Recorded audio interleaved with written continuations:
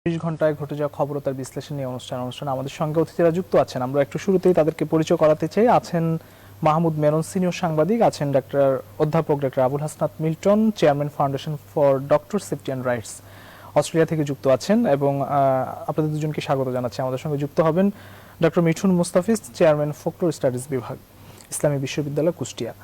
আমরা আলোচনায় যাব, তবে তার আগে আজ প্রকাশিত কয়েকটি পত্রিকা আমার হাতে রয়েছে, সেগুলো শিরোনামগুলো শুরুতেই জানিয়ে আসতে চাই। বাংলাদেশ প্রতিদিন প্রধান শিরোনাম করেছে, প্রতিবাদে উত্তাল শাহবাগ, ঢাকার বাইরেও ছিল বিক্ষোভ মিছিল সমাবেশ, সবার নিরাপত্তা নিশ্চিতের আহ্বান জাতিসংঘের। রংপুরে হামলা আগুনের 2 মামলায় আসামি 500, হামলাকারীদের ধরতে অভিযান অব্যাহত। অসাম্প্রদায়িক চেতনায় গড়তে চাই বাংলাদেশ, শেখ রাসেলের জন্মদিনে অনুষ্ঠানে প্রধানমন্ত্রী। মোটামুটি এই ছিল শিরোনাম। আরও কয়েকটি শিরোনাম রয়েছে অপর পেজে। ইউপি নির্বাচনে আরও খুনোখুনির শঙ্কা, পূজা মণ্ডপে হামলা, 2 কমিটি করল বিএনপি।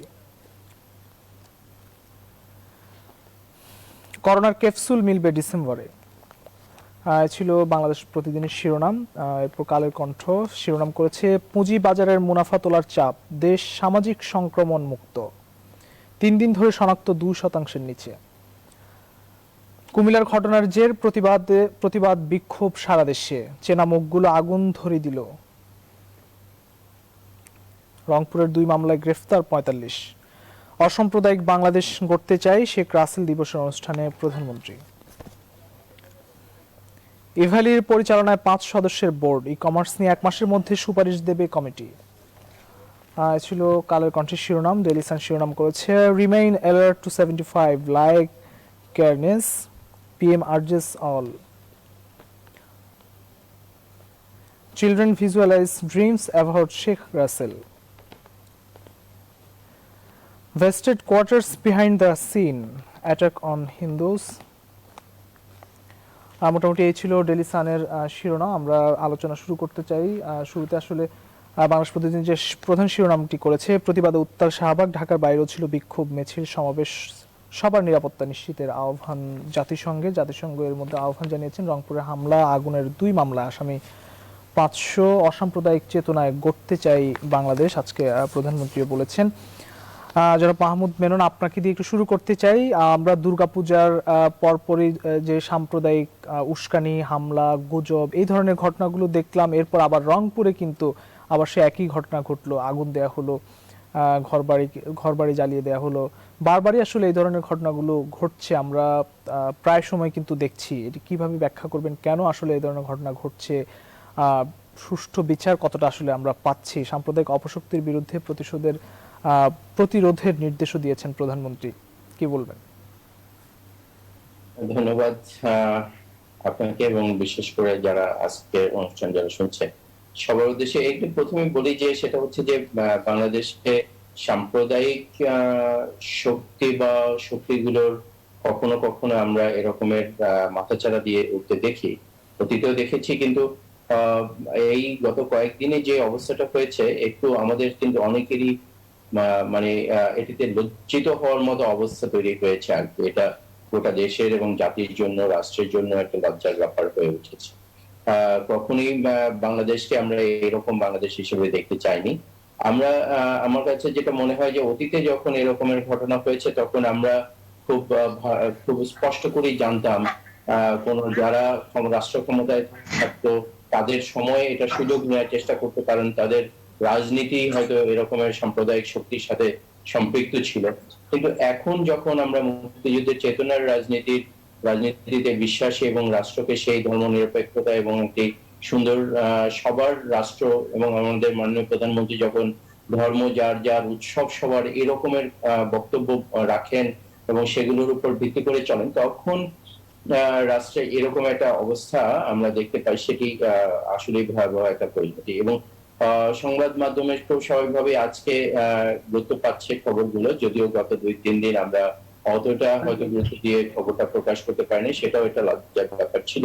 তারপরেও আমার মনে হয় যে এখন আমরা এই যে প্রতিবাদ হচ্ছে, চারিদিকে মানুষ যে সোচ্চার হচ্ছে, প্রত্যেকে যে কথা বলতে পারছে এবং বলা শুরু হয়েছে, সবার মধ্য থেকে একটা অসাম্প্রদায়িক চেতনার কথা আমরা শুনতে শুরু করেছি।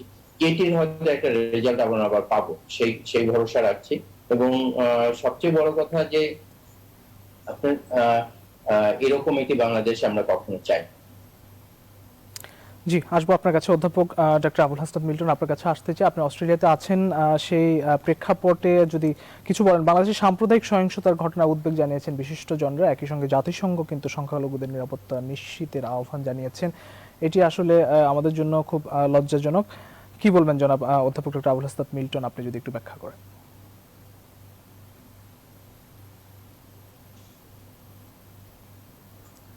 জনাব আবুল হাসনাত মিল্টন, আপনি কি আমাকে শুনতে পাচ্ছেন?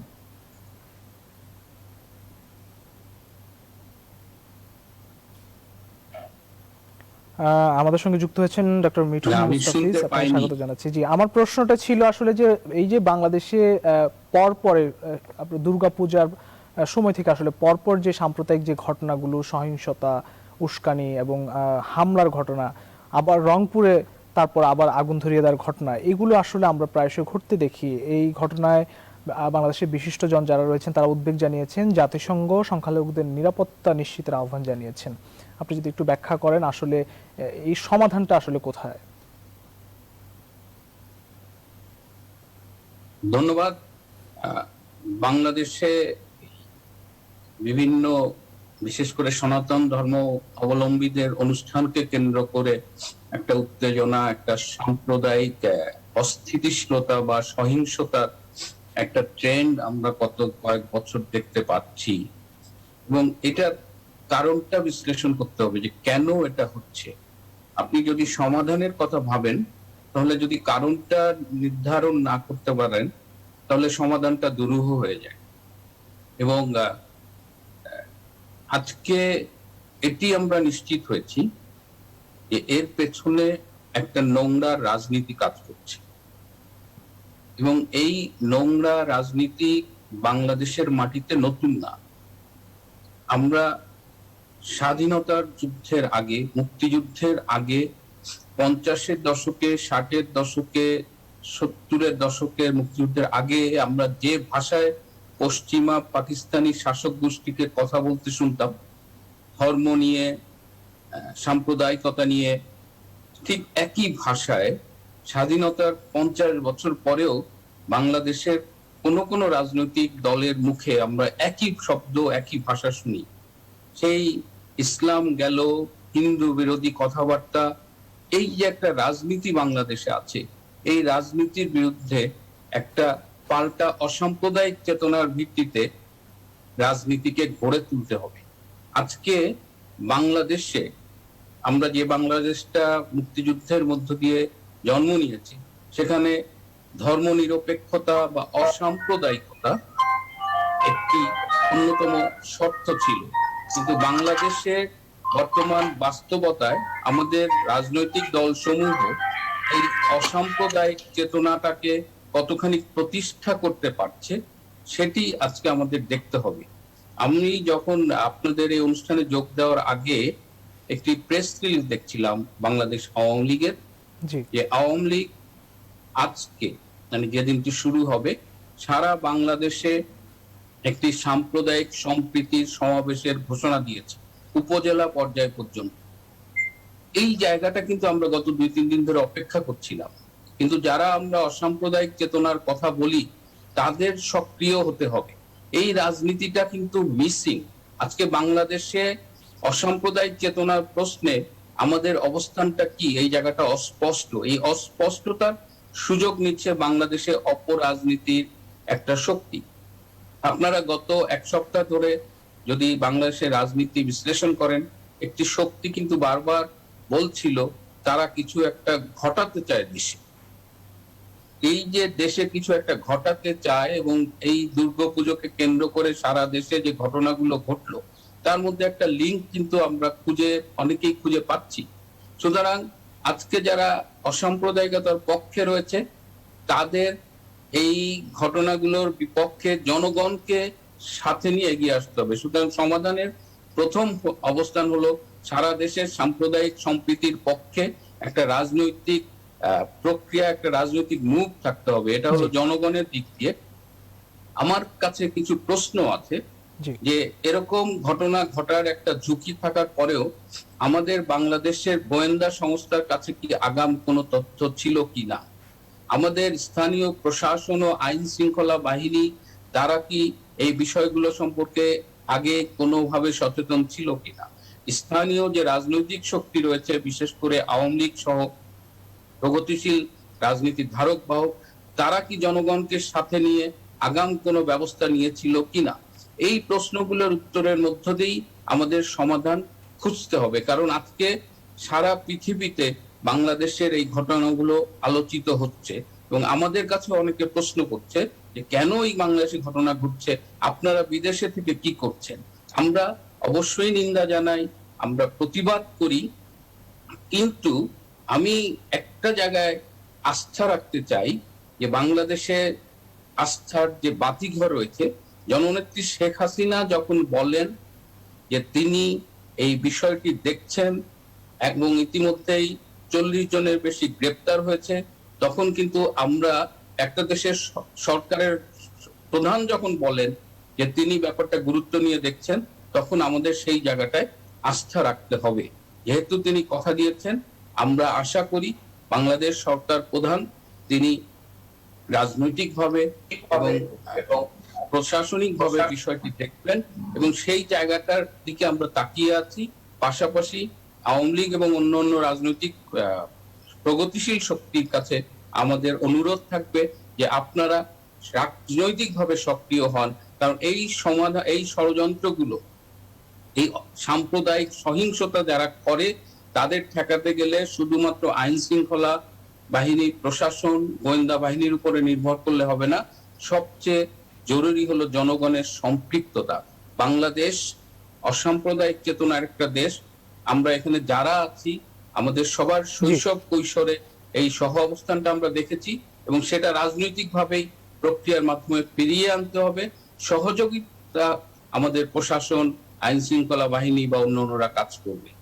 আসবো আপনার কাছে। আমরা একটু ডক্টর মিঠুন মোস্তাফিজ আপনার কাছে একটু আসতে চাই, আসলে এই ধরনের ঘটনা বা সাম্প্রদায়িক হামলার পেছনে ধর্মীয় বিদ্বেষ কতটা দেখছেন, কিংবা রাজনৈতিক আমরা বলে থাকি যে ধর্মকে কেন্দ্র করে রাজনীতি, সেটি আসলে কতটা দেখছেন, কতটা রাজনীতি বা কতটা ধর্মীয় বিদ্বেষ আপনার কাছে কি মনে হচ্ছে আসলে?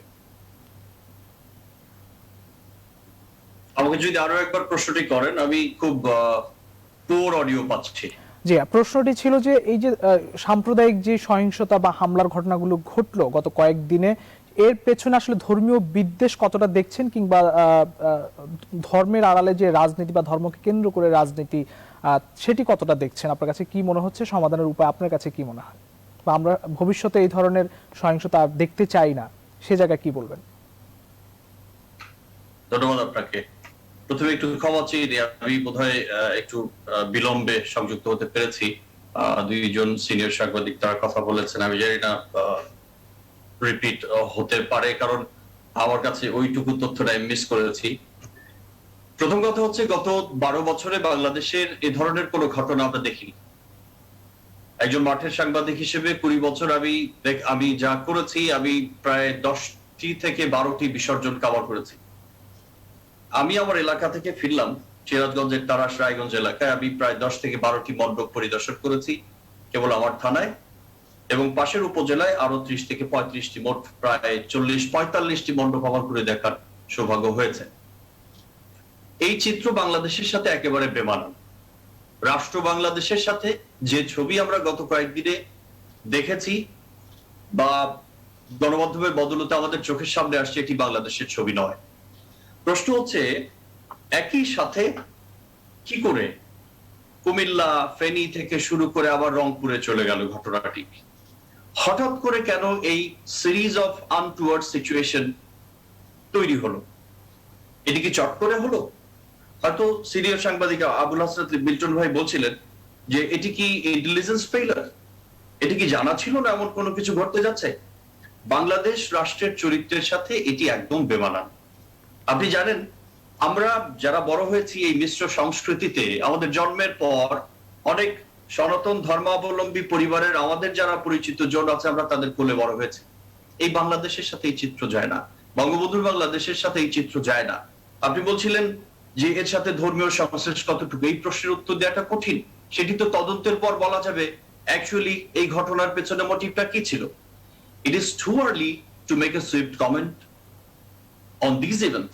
আমাদেরকে অফকোর্স এর জন্য আমরা সরকারের তরফ থেকে শুনছি যে তারা তদন্তের খুব কাছাকাছি চলে এসেছেন, হয়তো অল্প সময়ের ভেতরেই বলতে পারবে যে এর পেছনে কি ঘটনাটি কাজ করছে। মনে রাখতে হবে এর পেছনে কেবল রাজনৈতিক ধর্মীয় মোটিভ নয়। আমরা তো জানি যে ধর্ম যখনই রাজনীতি দুর্বল হয় তখনই ধর্মের ওপর সাওয়ার হয়। এই বাংলাদেশে হয়েছে তো সেই ঘটনা। আপনি দেখুন না পেছনে তাকিয়ে 2001 সালের পর থেকে 2008 সাল পর্যন্ত বাংলাদেশে কি ঘটনা ঘটেছে। একের পর এক মূর্তি ভাঙা, সংখ্যালঘুদের নির্যাতন, পূর্ণিমাশীলদের উপর যৌন নির্যাতন, তাদের ধর্ষণ, কত ধরনের কাহিনী ঘটেছে। 12 বছরে দেখলাম না হঠাৎ কি করে সপ্তমী অষ্টমী থেকে শুরু করে বিজয়া দশমীর আগ পর্যন্ত এই ঘটনাগুলো ঘটতে হবে। What are the causes behind this? কারা এর পেছনে আছে? কোন একটি ঘটনা ঘটলে আপনাকে অবশ্যই খুঁজতে হবে এর বেনিফিশিয়ারি কারা, তাই কিনা? সুতরাং আপনার এই প্রশ্নের উত্তরের জন্য অফকোর্স সরকার, গভর্নমেন্ট মেশিনারিজ যারা আছে, অ্যাডমিনিস্ট্রেশনে যারা কাজ করছেন তাদেরকে আরো একটু সময় দিতে হবে to get the insight of the event. আরো একটি বিষয় যেটি খুব সংক্ষেপে বলা যায় সেটি হচ্ছে, আপনি দেখুন আমরা যখন বড় হয়েছি আমাদেরকে কিন্তু বাবা মারা বলেনি বড় হয়ে খুব ধার্মিক হবা, আমাদেরকে শিখিয়েছে বড় হয়ে ভালো মানুষ হবা, আমাদেরকে মানুষ হতে শিখিয়েছে। আমাদের যে শিক্ষা পদ্ধতি, আমাদের যে মানুষ হবার পদ্ধতি, তার মধ্যে গলদ রয়েছে। আমরা নিজেরা মানুষ না হয়ে এক একজন হিন্দু, এক একজন মুসলমান, এক একজন খ্রিস্টান হয়েছে। আদতে যে ধর্মের কথা বলে আমাদেরকে এই ঘটনাগুলো বোঝানো হচ্ছে, এই ঘটনাগুলো কি বিশ্বাসযোগ্য? আপনি কি কখনো দেখেছেন এই দেশের হিন্দুরা অ্যাব্রাপ্টলি কোনো আনটুয়ার্ড সিচুয়েশন কখনো ক্রিয়েট করেছে?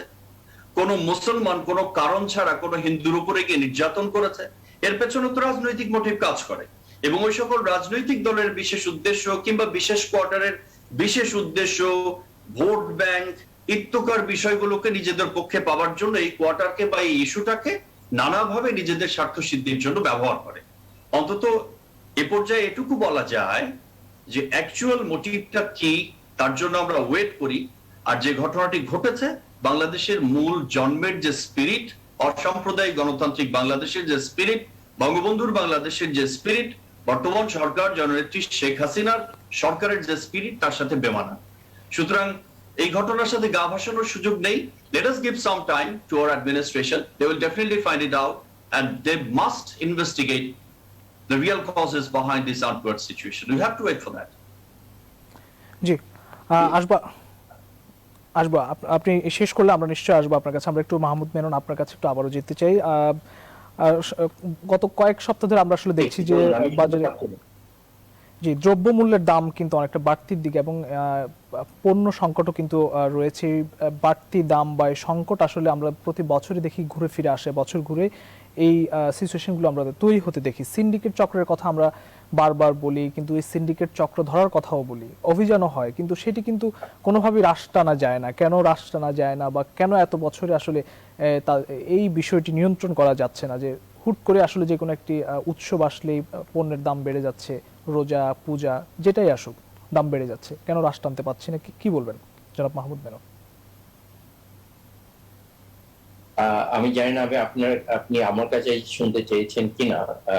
আমি ভাবছি যে কারণ অনুযায়ী হয়তো আমার কাছে যাচ্ছেন, এবং আপনার কথাগুলো আমি অতটা শুনতে পাইনি। তারপরেও আমি যত দ্রব্যমূল্যের কথা বলছি, দ্রব্যমূল্যের বিষয়ে আপনি জানতে চেয়েছেন এবং হ্রাস টানা যাচ্ছে কি যাচ্ছে না সে বিষয়টি বলতে চাচ্ছেন, এবং সেটি তো আসলেই খুব সত্য যে আসলে বছরের এরকম একটি সময় যখন আসে, এই দ্রব্যমূল্যের বিষয়টা কিন্তু আপনার অনেকটা সিজনাল। আমাদের ব্যবসায়ীরা খুব একটা সময়টা খুঁজতে থাকে তখন তারা এটা দামের উপরে চড়াও হবে, এবং দামের উপরে তারা খুব সুন্দর খুব সিন্ডিকেশন করে এটাকে চড়াও হয় এবং দাম বাড়িয়ে দেয়, এবং বাড়তে বাড়তে এটা মানুষের উপর একটা হাপিত্যেশ পর্যায়ে পৌঁছে যায়, এবং তারপরে আবার আমরা মিডিয়াতে ব্যাপকভাবে রিপোর্টিং করি এবং তারপরে একটা ব্যবস্থা নেওয়া হয়। এর মধ্যে তাদের কিন্তু একটা যথেষ্ট পরিমাণ, যেহেতু এমন কিছু পণ্যের উপরে এগুলো করে তারা, যে পণ্যগুলো আপনার খুব স্বাভাবিকভাবে মানুষের প্রতিদিন নিত্য প্রয়োজনীয় পণ্য থাকে এবং প্রতিদিনই তাদের, এবং কোন কোন পণ্য এমন হয় যে পরবর্তীতে আমাদের, আপনি জানেন যে মাননীয় প্রধানমন্ত্রীর মুখে আমরা শুনেছি যে পেঁয়াজ না খেলে কি হয়, আমাদের পেঁয়াজ খাওয়া বন্ধ করে দিতে হয়। মানে এরকমের কিছু কিছু জিনিস যেটা একদম অ্যাভয়েড করা যায় সেগুলো করি। এই ব্যবসায়ীদের এটা একটা খেলা। এই খেলাটা যখন আপনার ক্রেতা বা আপনার ক্রেতার চাহিদা প্রচন্ড থাকবে এবং ক্রেতার সংখ্যা অনেক বেশি থাকবে, তখন ব্যবসায়ীরা এই খেলাটা খেলতে পারে যদি কিনা তারা সৎ এবং রাইট ব্যবসায়ী হয়। পৃথিবীতে অন্যান্য দেশগুলোর দিকে যদি আমরা তাকাই, তখন এই ব্যবসাকে আমরা অনেকটা মানবিক এবং অনেকটা জনকল্যাণমূলক হিসেবে দেখি, কিন্তু বাংলাদেশে এটা আমরা কখনো দেখি না। আমরা দেখি তাদের কোনো না কোনো একটা ষড়যন্ত্রমূলক প্রক্রিয়ার মধ্যে দিয়ে দ্রব্যমূল্য বাড়ানো হয় এবং সেটার সুবিধা তারা নিজেদের আসলে ওরা তো ওদের পকেটও নেই, এদের যে কি আছে সেটা পকেট ভরে না। আসলে পকেট তো খুব ছোট্ট একটা জিনিস, এরা কোনো একটা জিনিস বড় বড় বিষয় ভরে ফেলে, এরপরে আবার স্বাভাবিক একটা পর্যায়ে হয়। এটা কিন্তু বাংলাদেশের একটা চক্র। আপনি যদি দেখেন যে প্রতি বছরই একই কথা, এই যে এবছর আমরা হয়তো প্রথম বলতে শুরু করলাম, এরকম কথা কিন্তু আগামী 2-3 মাস ধরে বলতে আমাদের হবে, যতদিন না পর্যন্ত নতুন ধান উঠবে, কৃষকের ঘরে চাল আসবে, ততদিন পর্যন্ত এই কাজটা তারা করতেই থাকবে। যদিও আমরা যতই বলি খাদ্যের স্বয়ংসম্পূর্ণ, গত বছরের যে চাল আমরা উৎপাদন করেছি তাতে কিন্তু এবছর পর্যন্ত নতুন চাল আসা পর্যন্ত হয়তো আমাদের আছে, কিন্তু এই আড়তদাররা এটাকে বা ব্যবসায়ীরা এটাকে একটা কৃত্রিম সংকট তৈরি করে সেখানে যাচ্ছে। এটাই হচ্ছে প্রক্রিয়া।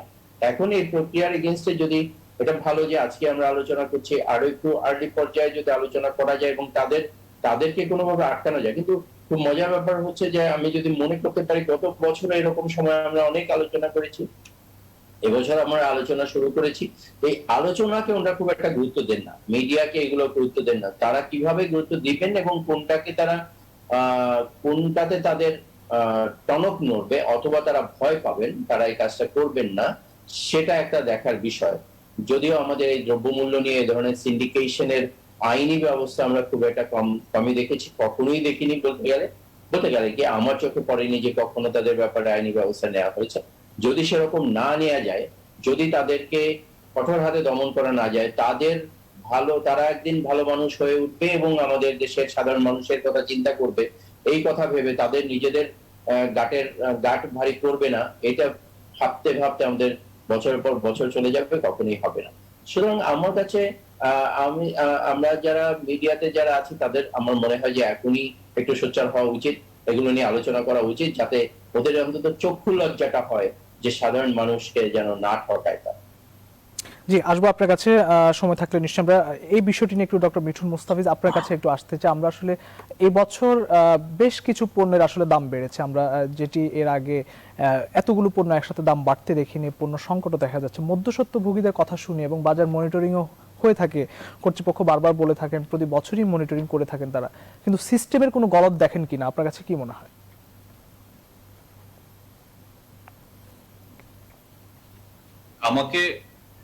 আমাকে বললেন না, ডক্টর মিঠুন মুস্তাফিজকে বলছিলাম একটু। প্রশ্নটি আবার একটু রিপিট করুন। মাহমুদ মেনন ভাই যেমনটি বললেন, ধারণার উপরে প্রশ্ন, হয়তো প্রশ্নটি ছিল এরকম, অডিও ঝামেলা হচ্ছে হয়তো স্টুডিও থেকে। প্রশ্নটি হচ্ছে এরকম যে আসলে এই বছর বেশ কয়েকটি পণ্যের দামই কিন্তু বাড়তি এবং মধ্যস্বত্বভোগীদের কথা বলা হয়, বাজার মনিটরিং করে থাকেন যারা কর্তৃপক্ষ রয়েছেন, কিন্তু কখনোই আসলে সেভাবে নিয়ন্ত্রণে আসতে আমরা দেখি না। হয়তো একটা সময় গিয়ে যখন তাদের ইচ্ছা মাফিক হয়তো তারা বাড়িয়ে দিচ্ছেন, ইচ্ছা মাফিক হয়তো একটা সময় গিয়ে কমে, কিন্তু কোনো সিস্টেমের গলদ দেখছেন কিনা? অ্যাকচুয়ালি আমি যে অডিও আমি ধরতে পারছি না কি প্রশ্নটি আমাকে করলেন। আমি একটু সহযোগিতা করি, উনি সিস্টেমের কোনো গলদ দেখতে পাচ্ছেন কিনা সেই জায়গা থেকে একটু বলেন আপনি। মাহমুদ মেনন, আমি কিন্তু আপনাকে শুনতে পাচ্ছি খুব স্পষ্ট। এই জন্য আমি আপনাকে ওনার প্রশ্নটা যতটুকু আমি ধরতে পেরেছি আমি বললাম সিস্টেমের কোনো গলদ দেখতে পাচ্ছেন কিনা, সেটাই উনি জানতে চেয়েছে যে আপনি এই যে দ্রব্যমূল্য বেড়ে যায়, এত দ্রব্যমূল্য বৃদ্ধি। দেখুন, আমরা যারা সংবাদকর্মী তারা এই কাজটা খুব নিয়মিত ভিত্তিতে করি, বিশেষ করে শুক্রবার বাজারের দিকে আমরা বেশি যাই। আমরা রেগুলার অ্যাসাইনমেন্ট আমাদের রিপোর্টারদেরকে দ্রব্যমূল্য পরিস্থিতি কি দেখে আসো। অ্যাকচুয়ালি এটি একটি রুটিন কাজ হয়ে গেছে আমাদের, এবং এটি ব্যবসায়ীদেরও একটা রুটিন অভ্যাস হয়ে গেছে। কিন্তু টিসিবি সহ আরো বাজার মনিটরিং কর্তৃপক্ষ যারা আছে তাদেরকে আমরা সেই অর্থে এটি যে তাদের দায়িত্ব, এটি যে তাদের কাজ, সেটিকে আমরা নজরদারি রাখতে তেমনটা দেখি না। আমি যখন ছোট রিপোর্টার ছিলাম, এখন থেকে আরো 15 বছর আগের কথা বলি, সেই সময় যখন বাজারে গেছি একটা রিপোর্ট করার জন্য, তখন দুই একজন বাজার তদারক করার জন্য টিসিবি থেকে দুই একজনকে হয়তো পাওয়া যেত। আমি জানি না এখন রিপোর্টাররা পায় কিনা বা এখন পাওয়া যায় কিনা।